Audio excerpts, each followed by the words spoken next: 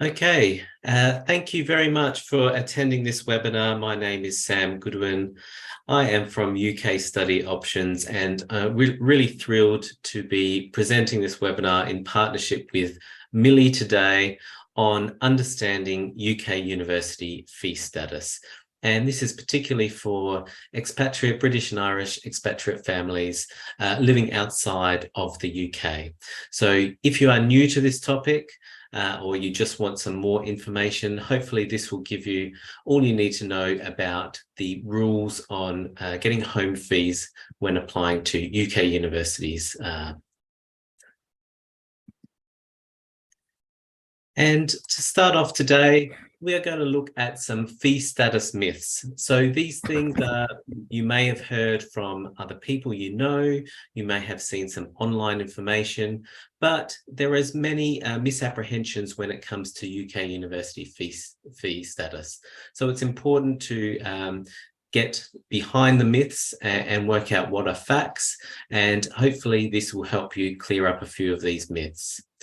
So myth number one is a British passport gets you home fees. This is not the case. Unfortunately, if it was be easy as that, but your nationality, your passport is just one of the aspects that universities will be reviewing when they do the fee status assessment. So there are many other aspects that will indicate whether you are eligible for home fee status. In fact, you don't need to have a British passport to be eligible for home fees at a UK university. You may hold another type of passport. Myth number two, you have to live in the UK for 3 years to get home fees. This is a really common misunderstanding, and the way that the fee status rules are written, it is quite common for people to think this is the case. But we will go through the rules in detail and work out exactly what they say. And it is not the case that you have to be living in the UK for 3 years. We support families from all over the world to show universities how they are still eligible for home fees, even though they are currently living outside of the UK. The next myth, you can change to home fees if you become eligible during your degree. Now, this is not true for expatriate families. So it is really important when you apply to university and you receive your offer letter and your fee status that you check that before you accept the offer, because the fee status that you are given by the university will be the fee status that you'll have for the duration of the course. It is not possible to change your fee status in year 2 or year 3. The eligibility rules talk about being eligible on the first day of the first academic year of your course. So it is not possible to become eligible in year 2 or year 3. The next myth is a really common one.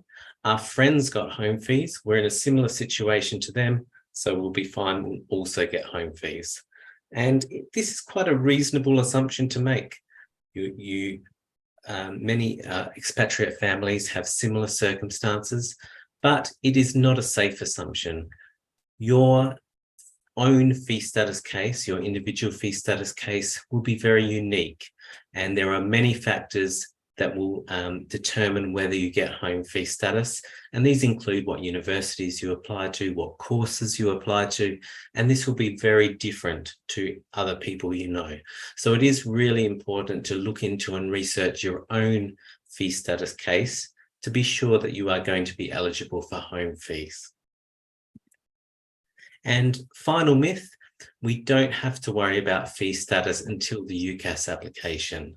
So this is a myth I'd really like to bust for you today. It is really important to think about your fee status as early as possible. It's never too early to think about fee status, and because it is assessed over that 3-year period, you don't want to inadvertently lose your eligibility or make a mistake that will cost you the chance of getting home fees. So ideally, you want to be looking at your case and preparing for the university application 3 to 4 years before the university application and applying on UCAS. So just very quickly, before we start looking at more detail at fee status, what makes us the experts? Why should you be listening to me about UK university fee status?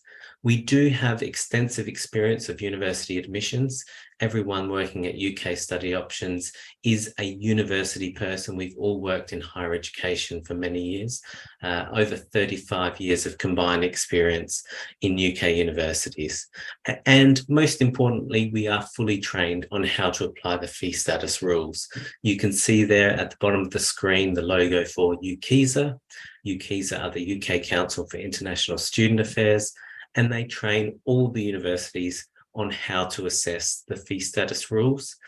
We are members of UKISA, so we sit alongside all the universities in those training sessions. And so that our experience combined with our training means we have a very strong track record of success. We've been doing this for over 10 years now. So if we now look at some fee status background. So if you are new to fee status, this is going to give you that basic grounding and understanding to help you understand this very complex area. So universities need to distinguish between home fee-paying applications and overseas fee-paying applications.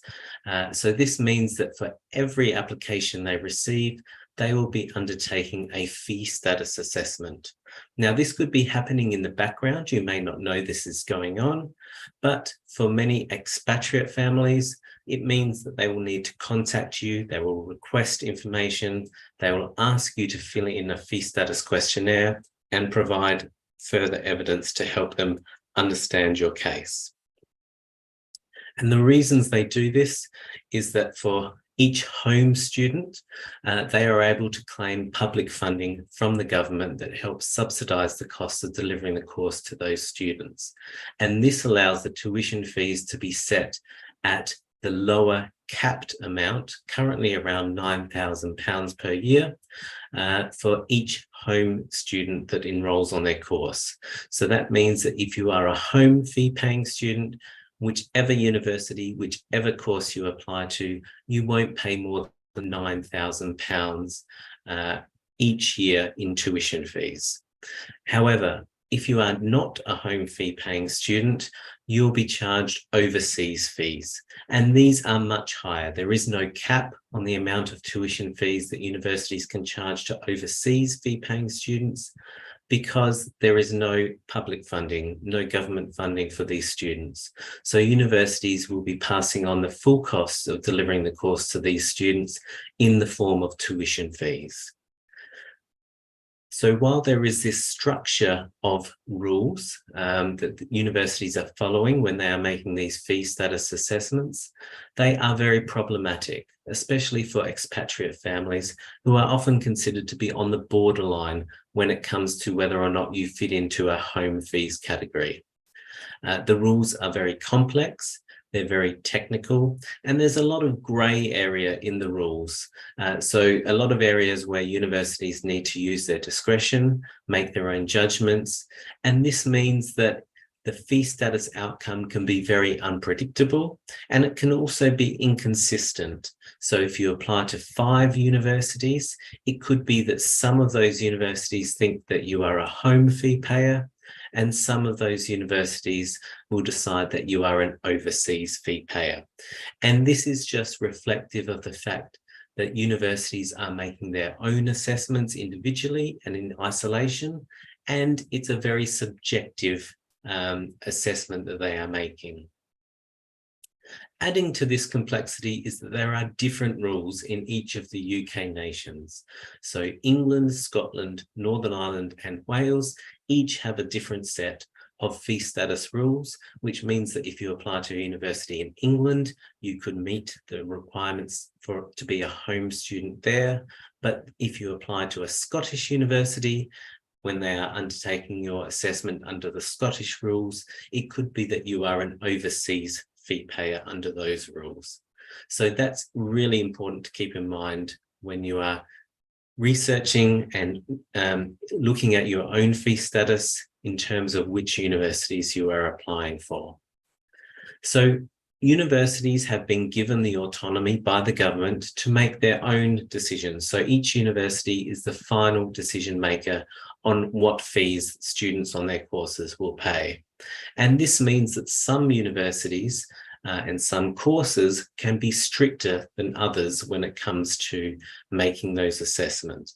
And we know that many of the top universities, the popular universities that receive many applications, are able to be much more selective when it comes to their policies on fee status and admissions in general.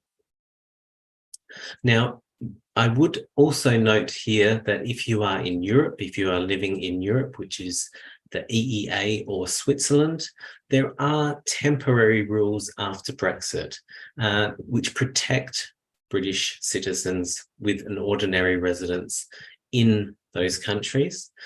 So it could be that you can use your residence in Europe to be eligible for home fee status.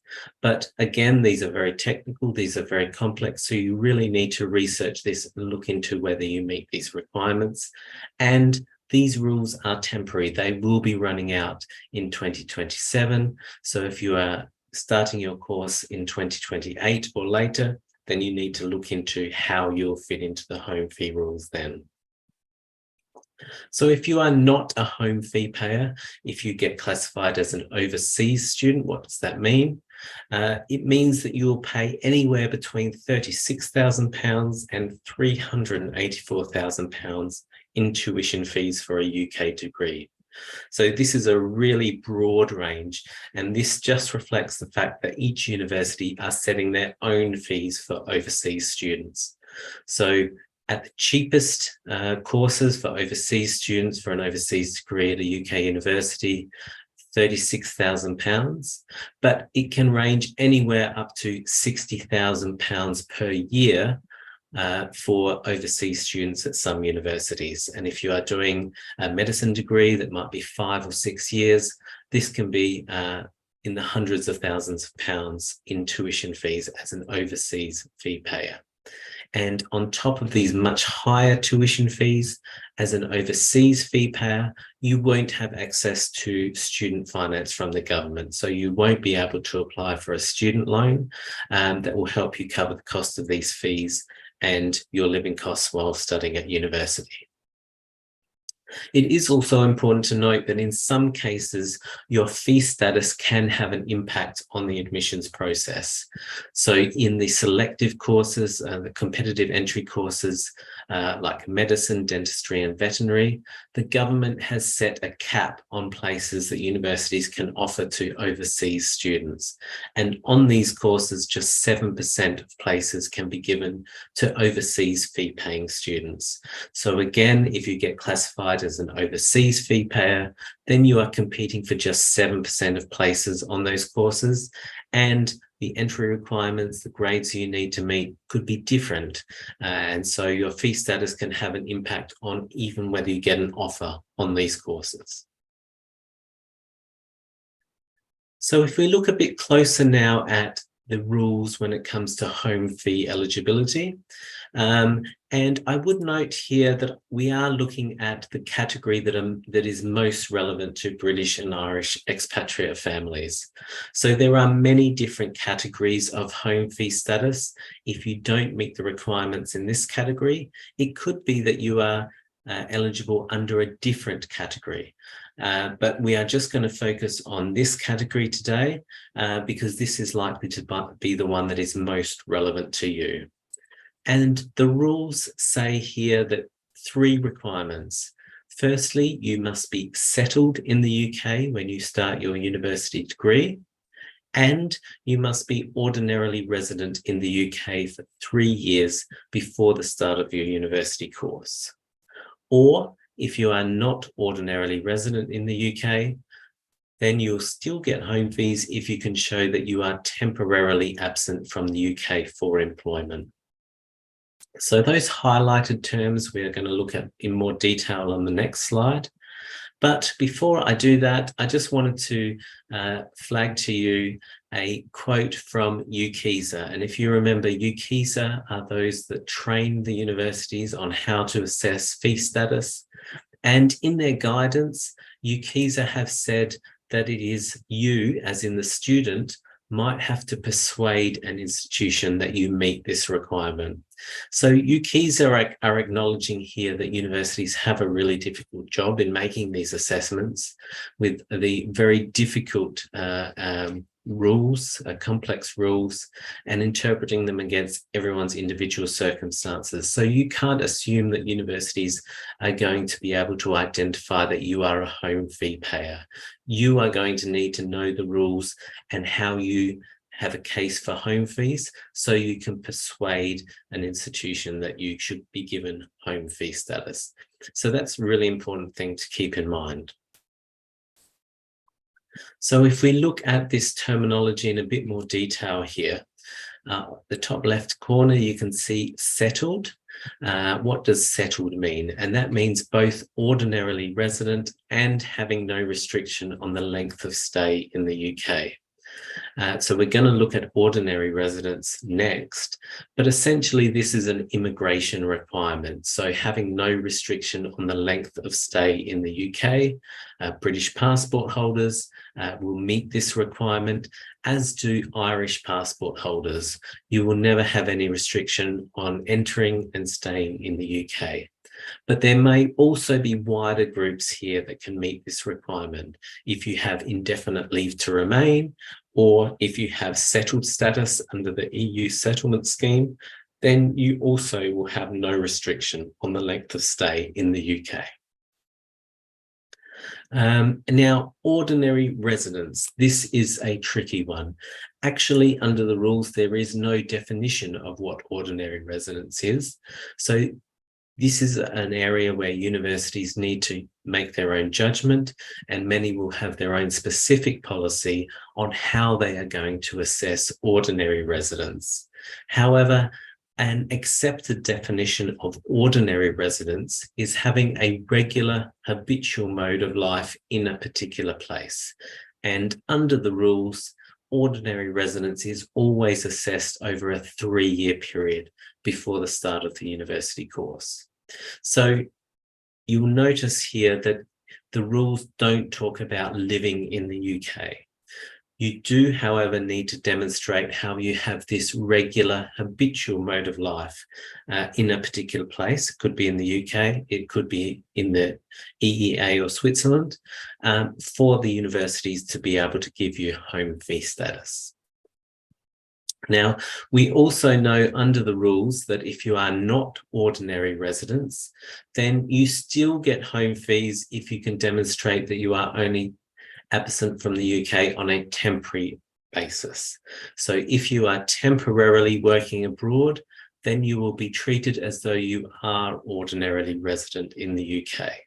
And many families that we support outside of the UK could have a pathway to home fees by showing that they are temporarily absent. There is one further bit of terminology that I do want to explain to you today, and that is the main purpose test. And this was introduced by the government to close what they felt was a loophole when it came to families getting home fee status for their children when they started university. And this affects those families that are sending children home to boarding school in the UK. And the main purpose test that the main says that the main purpose for residence in the UK must not have been to receive full-time education. So in circumstances where the child is at school in the UK, but the parents remain living outside of the UK, universities are likely to take the view that the main purpose for the residence of the child in the UK was to attend full-time education at school. So this means that they are going to discount this residence in the UK for home fee purposes. So this is very much a complicating factor. It doesn't mean you cannot achieve home fee status, but you would still need to demonstrate your eligibility separately through showing an ordinary residence as a family, or otherwise that you are temporarily absent from the UK. So that's a really important thing to keep in mind. So some tips for eligibility here. Do consider your eligibility as early as possible. Number one tip, in bold and underlined, do think about it as early as you can, because if you are only thinking about it at the last minute, when universities are asking you questions about your circumstances or when you're making your application to the university, then you could have inadvertently lost your eligibility and you could have a problem in achieving home fee status. So think about it nice and early, 3 or 4 years before the university course starts, and then you can prepare and build your case. Do remember that your case is unique. Do get personal guidance on your case.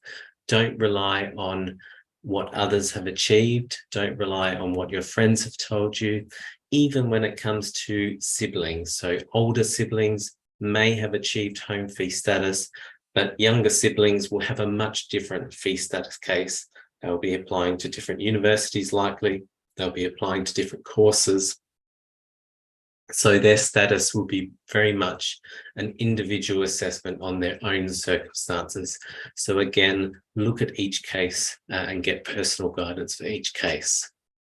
So it is important to maintain an ordinary residence for 3 years before university. So what does that mean in practical terms? It does mean having a UK home base. So you must have some sort of UK home address where you can show this regular habitual life in the UK. And universities will also want to see your pattern of travel back to the UK to see that it reflects that it is your ordinary home. As well, you do want to keep your absence temporary as much as you can, especially when it comes to your employment. So having a fixed term or an end date on your employment will be useful to show how that you are only absent from the UK on a temporary basis. It is important to build your case and gather evidence. Universities are going to ask to see evidence that supports the case of your ordinary residence or your temporary employment abroad. It is important to note that students can appeal against an overseas offer. And again, this is something that you will need to do. So there is no oversight. There's no one checking that the decisions made by universities are correct. So if you receive an overseas fee offer and you believe that you are a home fee student, then make use of the appeals process that universities will have. And finally, do keep up to date on fee status. It is changing. So if you are thinking about this nice and early, 3 or 4 years out from university, then make sure you don't get caught out by any changes in the rules. So check back in, come along to our presentations, visit our website, or you can see all the rules published on the UKISA website. And so finally, in terms of next steps for your fee status case, the QR code on the screen will take you to our website, and there you can fill in an online form to receive a free appraisal of your own personal fee status case by providing us all your details. And if you'd like to check if you are eligible for home fee status, or if you would like our support with your case, we do have a personalised individual fee status service that supports applications to universities for your fee status case. And we support hundreds of families each year with their case to universities, whether it's 3 years before the university course starts, or you're applying now to start next year. It could be that we can support you, and we will be your advisors from that point on as soon as you engage our support for anything to do with fee status and the fee status application to universities. You can also see their website if you'd like to see some testimonials or some more informative blogs on fee status. So I'm very happy to take some questions. I think there might be one in In the chat, you can place questions if you have any in the chat. Yes, I'd be happy to help with any questions you have now. Equally, you can contact us at the email address there below on the screen. But I would encourage you, if you do want some personal advice and guidance on your case, do fill in our online form and we can give you that free appraisal and send you some more information about our service if you would like to take that up.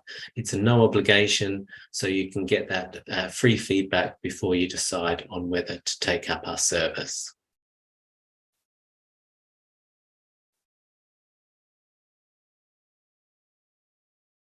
Now, if there's any questions, do pop them in the chat.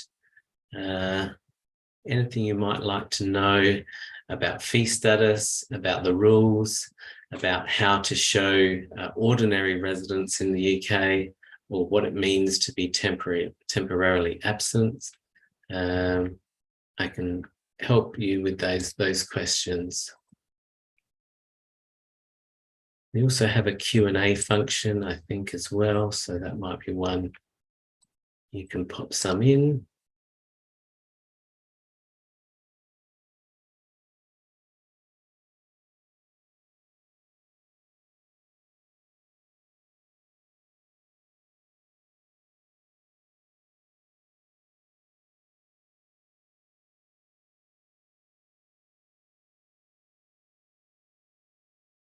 No questions?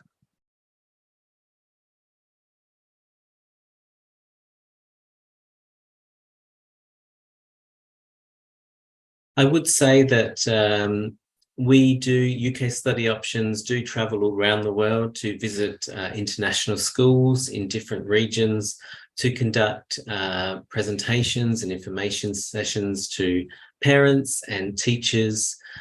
So please do get in touch if you think this information will be useful at your school. We can see if we can get in touch and organise a visit to your region. Over the next 12 months, I will be visiting Hong Kong, Singapore, Malaysia, Spain, Italy, Thailand, the UAE, Qatar. So all of these places we do visit. I can see there is a question there from Giuseppe. Thanks, Giuseppe. How long could the fee status consulting take to get a positive outcome? So yeah, this is a good question. So the service that we offer to families means that you would pay us a retainer to be your advisors, and from that point onwards, we will be your guides and be your advisors from that moment right up until the start of the university course. So we are there throughout the whole process. It does take a lot of work, especially for expatriate families. Your case could be very complex. You'll be applying to 5 universities and you'll be going through each individual university's process. So it could mean 5 sets of questionnaire forms to fill in, 5 sets of evidence that you have to provide, and we will be there together with you for that whole process, whether it's whether we start working with you 3 or 4 years before the university course starts, or we do support many families at the time they are applying.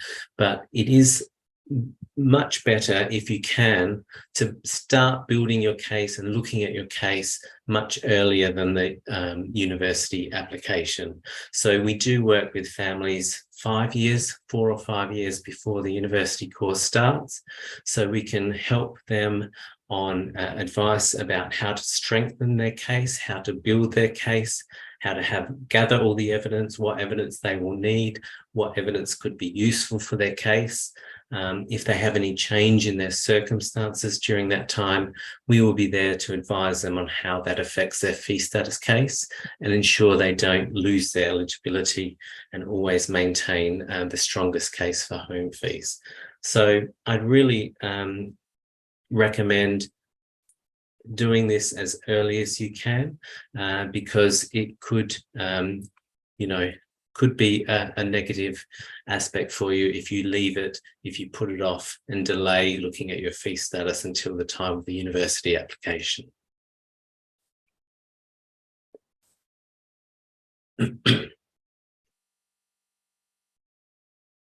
Okay, I think it's probably about time for the scheduled webinar. So thank you very much for coming along today, and I hope you found it informative. If you've got any questions at all, don't hesitate to contact us. You can also contact us through Millie. We work closely with Millie. If you had any questions, they'd be happy to refer them on. So once again, thank you so much for coming along, and good luck with your applications.